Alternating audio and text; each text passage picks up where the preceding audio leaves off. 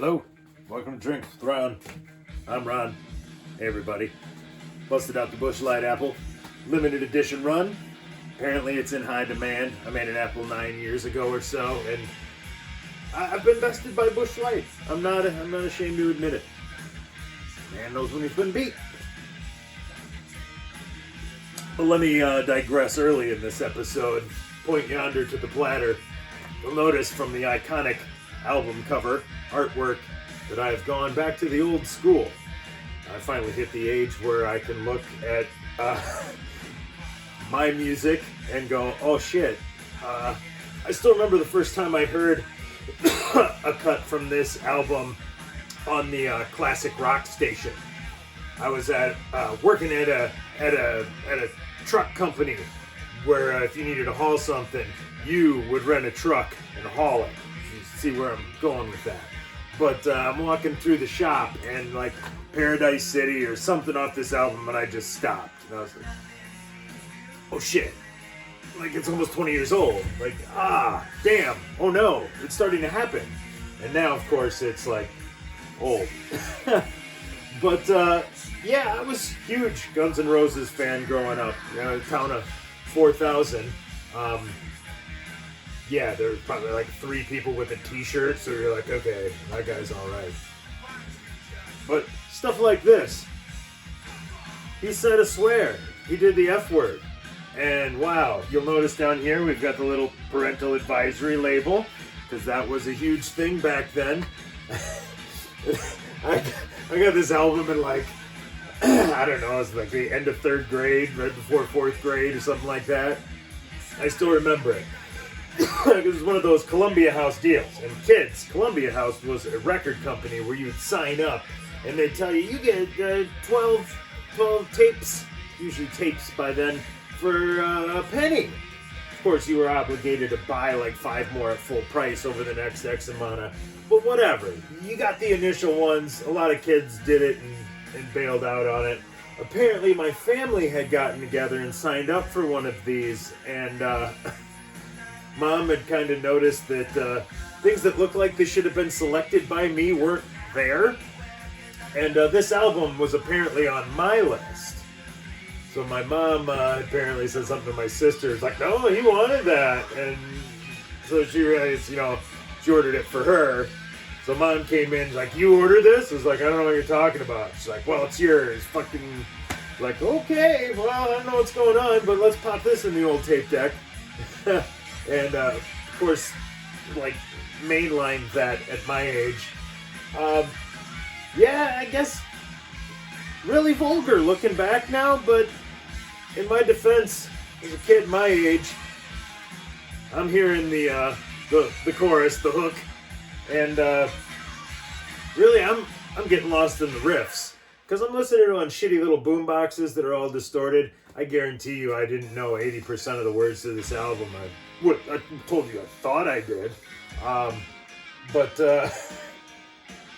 yeah, just, man, straightforward rock. They were just a band that played rock music well together as a unit. And it's funny, it's one of those things, I got it early, and I remember high schoolers, like, hey, when your buddy Ron comes over, tell him to bring that tape. Like, okay, Tony's got put in a different case. Like, okay, bring it over to the house and like, yeah, here's Poison or some shit. I don't know, here you go. Def Leppard, I probably would have put it in a Def Leppard case. I remember this kid like running off like Gollum, like a full-on high schooler, and like slapping on the headphones and coming back like an hour and a half later and just be like, wow, that's amazing. I'm like, told you, dude. But he had to get the contraband through me at like, 9, 10 years old. I remember telling like a teacher's assistant that I had it. Oh, it was after, I think it was, might have been around the time of the whole ordeal with the Grammys, I think it was. If you don't know, you know what 5-second delay is. You're familiar with that by now, 7-second delay, depending on what format you're in. But that kind of took its root from Guns N' Roses. My man Slash and Duff showed up absolutely shit-canned, I'm sure, on Jack Daniels and beer and everything else. And they proceeded to stumble up to the stage, hammered to accept an award, and drop a epic string of F-bombs as they slurred them out. And you're live. What do you do? This isn't a thing you had to worry about with fucking Edie Brickell or whoever. It wasn't, you know, she might say something controversial, but it wasn't going to be a string of F-bombs. So after that, it was like, hey guys, we got to build something in, so we got a delay where we can do something. It was like, they didn't dump it. So, yeah.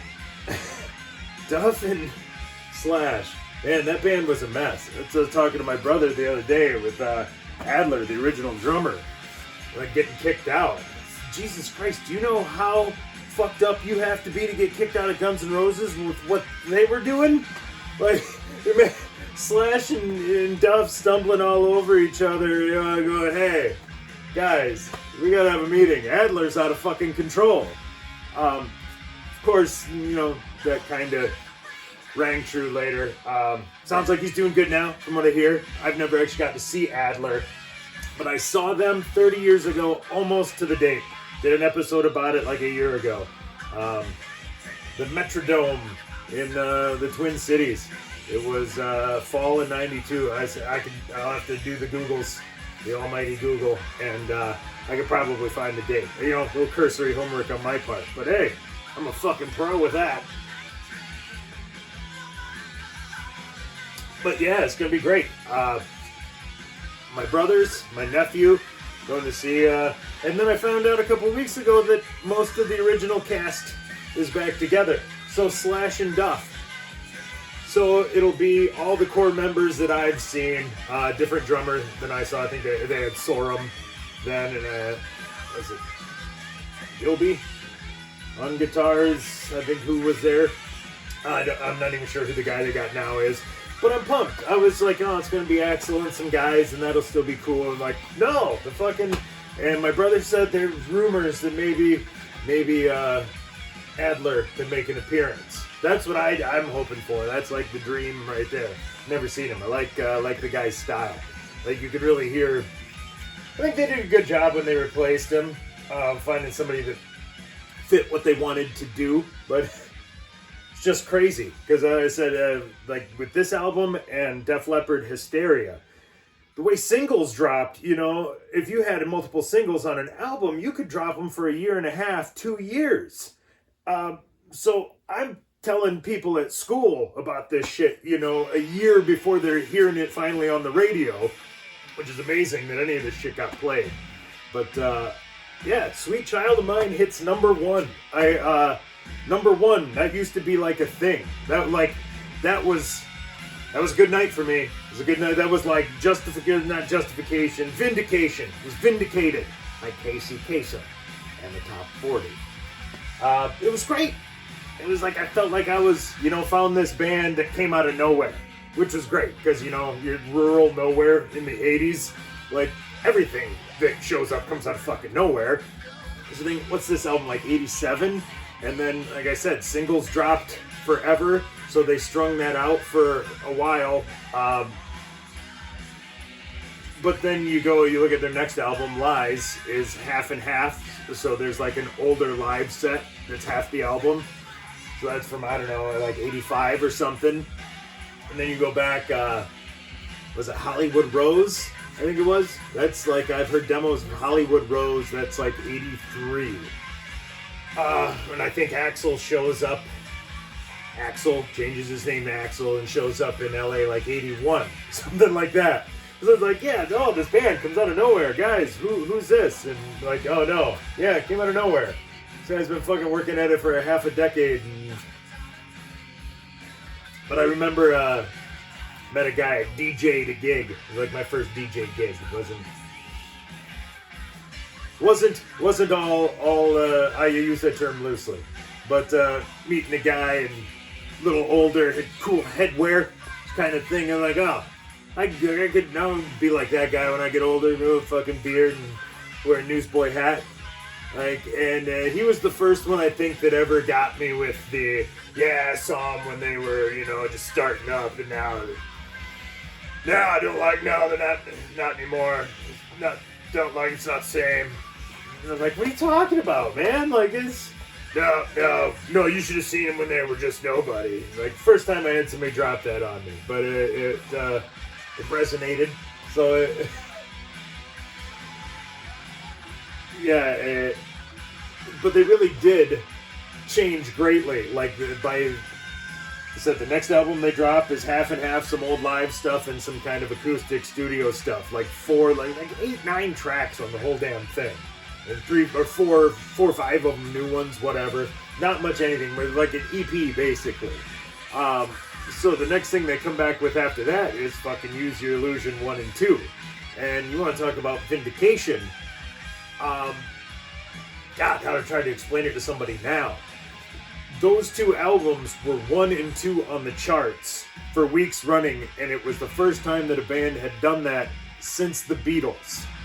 And you know, you see now as time progresses and the market just fragments more and more and more, and hard copy sales aren't really a thing.